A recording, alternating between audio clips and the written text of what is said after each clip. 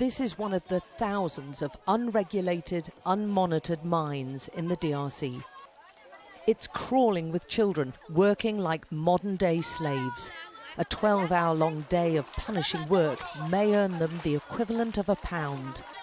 Although one of the poorest countries on earth, DRC is rich in minerals.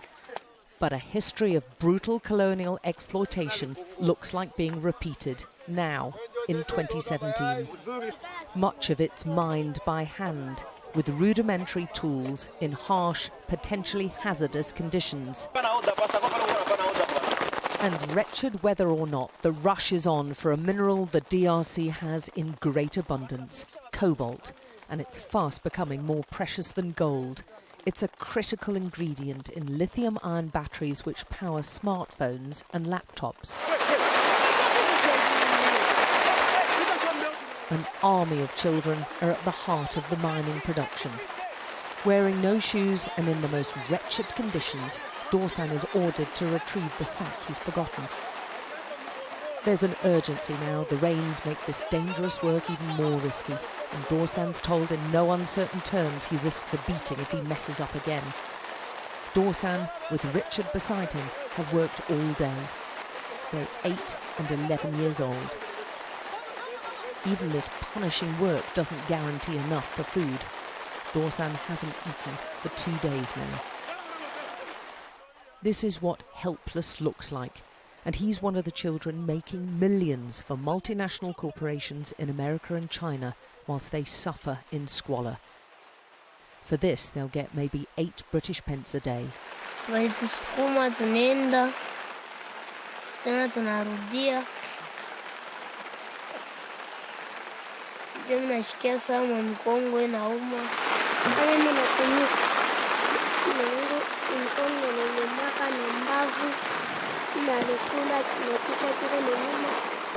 The tunnels are dug by hand with no supports. They frequently collapse, especially during rain. The miners climb down using holes carved in the rock and no safety equipment. This most precious of minerals is often extracted and sorted by tiny hands. They don't wear gloves or masks, yet the World Health Organization says exposure to cobalt and breathing in its dust fumes can cause long-term health problems. We visited 5 different mines across the south of DRC and found all use child workers. Monica's the youngest worker in this group at just 4. But even those barely able to walk have lost their childhoods to mining. Natalie's 12 years old. My fingers hurt, she tells us. Miles away on a different site, Makumba Mateba shows us the cobalt tunnel he's dug with 3 of his friends. It's physically tough work. They removed all this rock by hand over nearly 4 months. It's incredibly insecure for them. Although this is really rich in minerals and it's going down just 15 metres, there's no support bars, they have no protective masks or protective equipment at all. And right at the bottom I can see water. It's his village's water which Makumba's convinced has caused his health problems.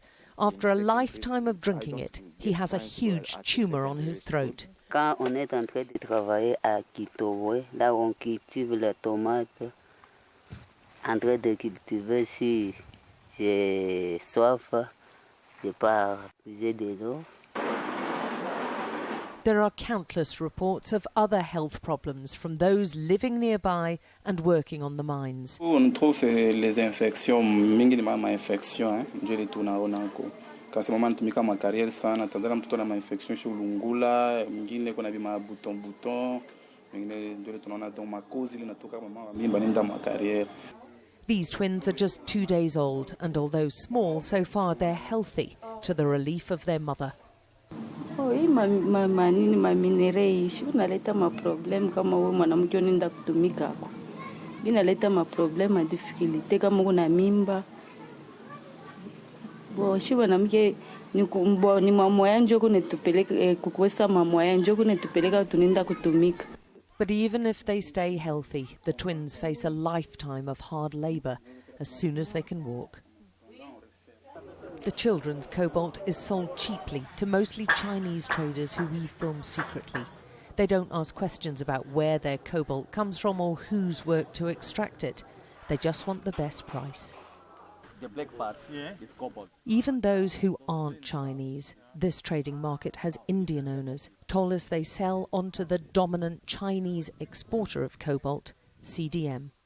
The cobalt first mined here is then sold again to the Chinese parent company, which then supplies some of the world's biggest battery makers. And those batteries, with ingredients which originated in DRC, end up in, for instance, smartphones.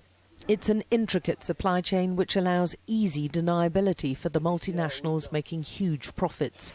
An investigation last year by Amnesty found similar human rights abuses. Nothing appears to have changed. Most of these child miners will never own a smartphone. They barely survive from day to day. And many other children like Dorsan will be back again tomorrow, digging out one of the most sought-after minerals of our time for a pittance. Alex Crawford, Sky News in the DRC.